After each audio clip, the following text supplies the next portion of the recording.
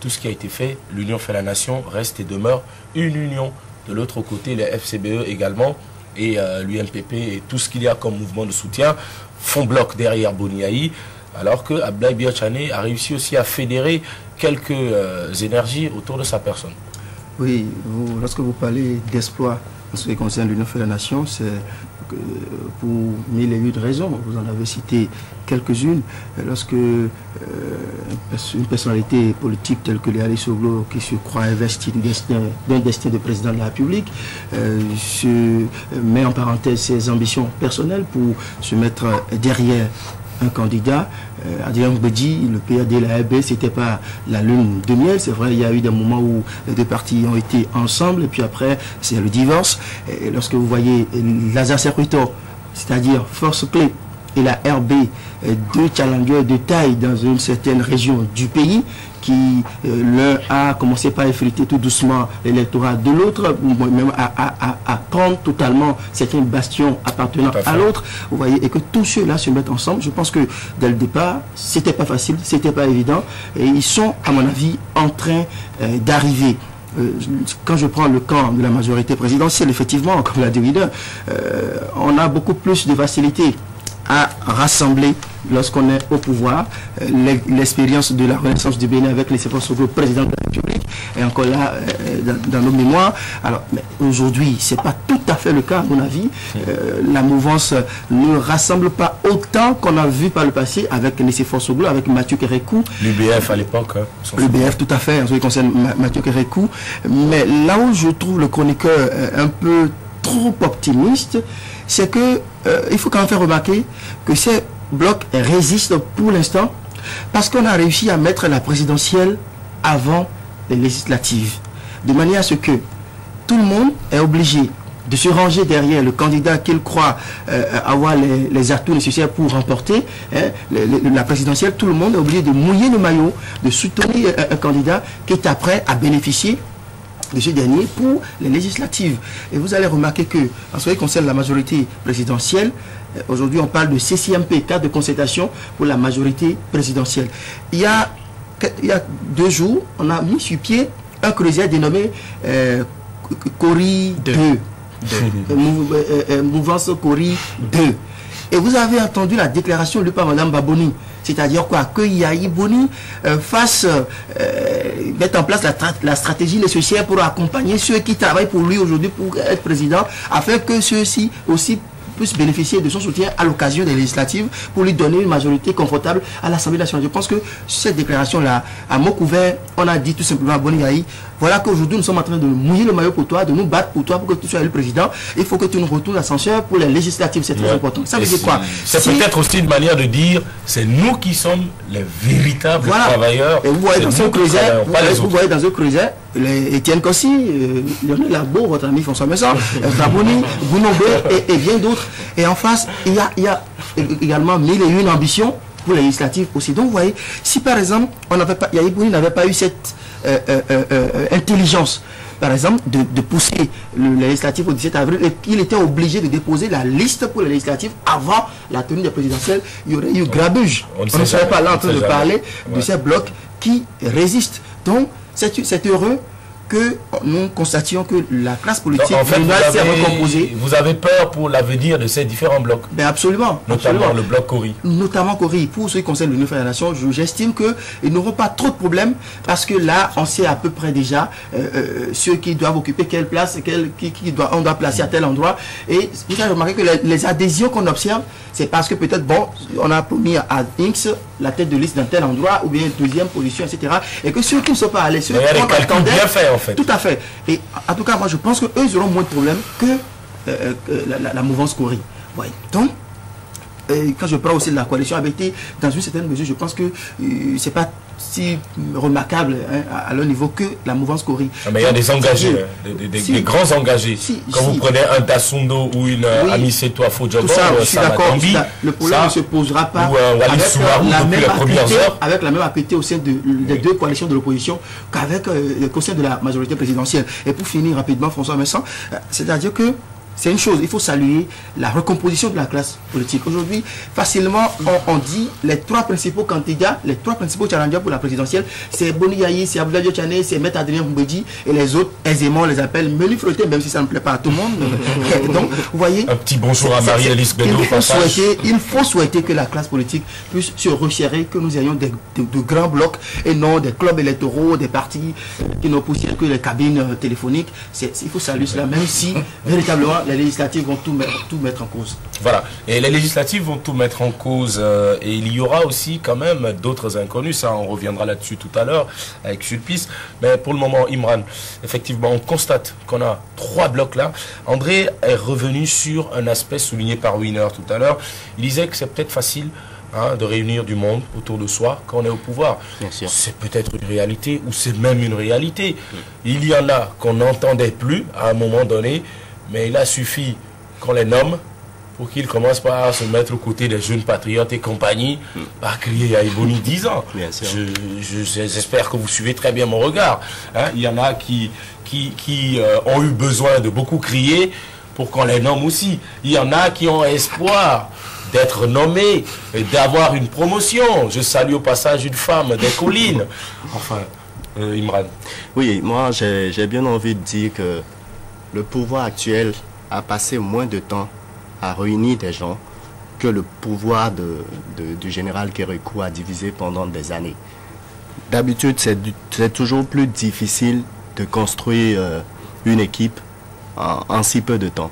Mais le pouvoir de Boni Yayi a facilité les choses telles que on a une union forte qui existe aujourd'hui. C'est pour dire que moi, quand j'analyse, je ne comprends pas comment en 5 ans, on a pu permettre à des blocs qui sont restés pendant plus de 20 et quelques années, soit divisés ou soit...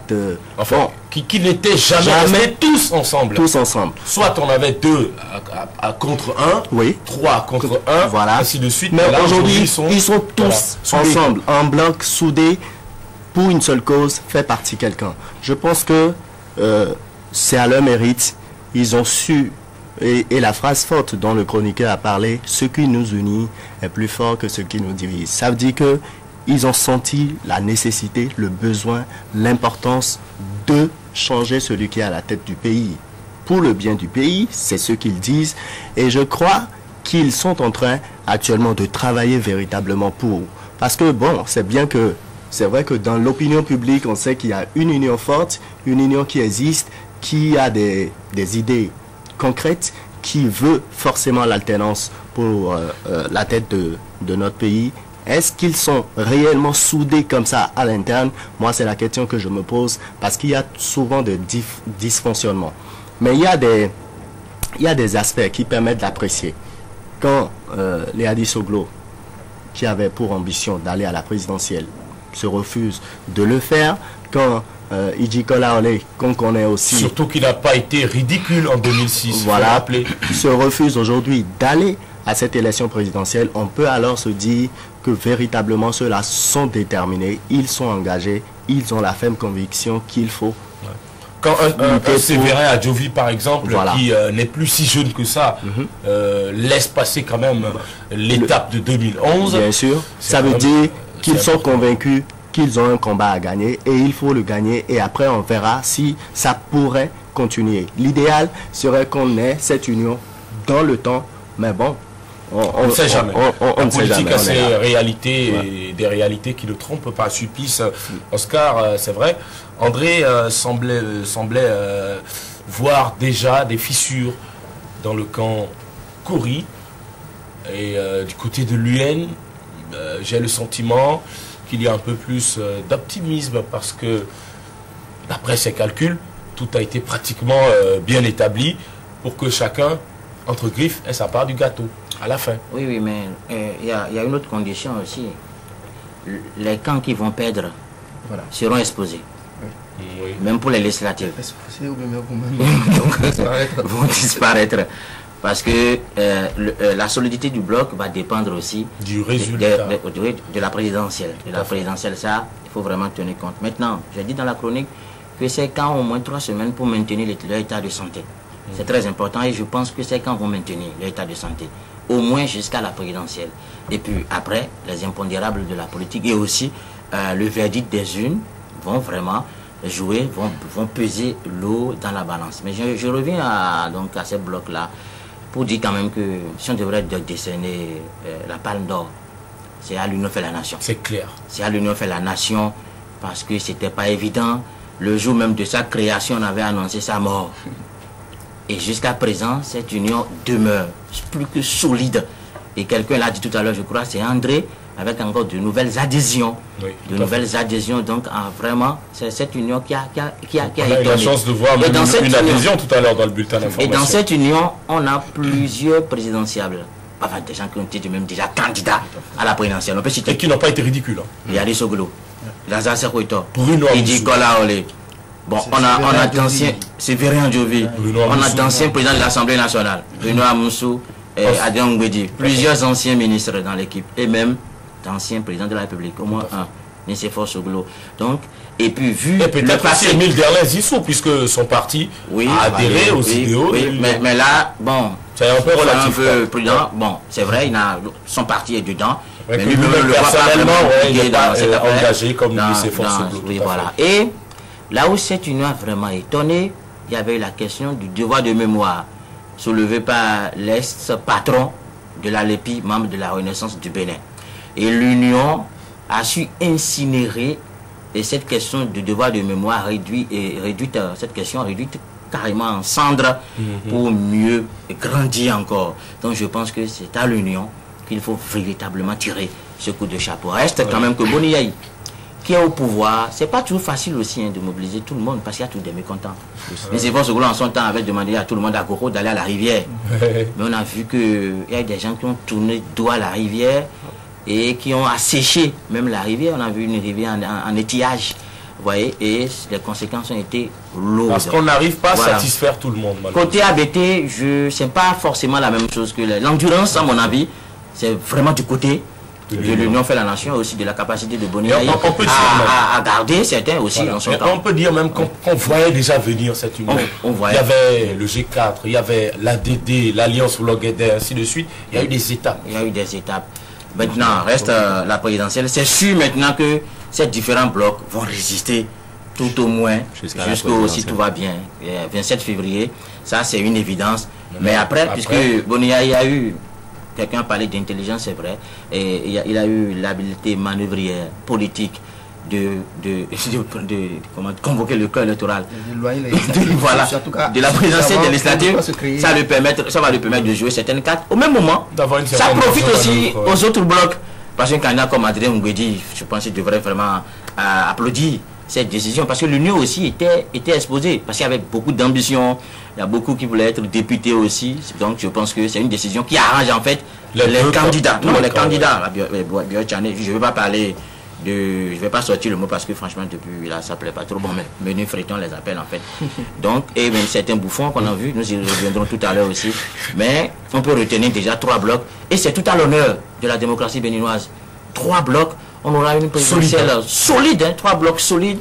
On veut maintenant... Et dans tout ça, il y a les outsiders qui auront leur mot à dire. Ceux qui ne sont pas forcément, qui ne sont pas du tout des fruits. Quand vous prenez quelqu'un comme Issa Salifou, qui curieusement ne se retrouve pas. Il y a des outsiders qui dans les 3 blocs. Présentent des blocs. Attention, il aura son mot à dire. Antoine Dayori aussi aura sans doute son mot à dire. Vous parlez de... Vous avez évoqué le cas de Issa Salifou. Oui. Je vais rappeler... Si vous remarquez bien,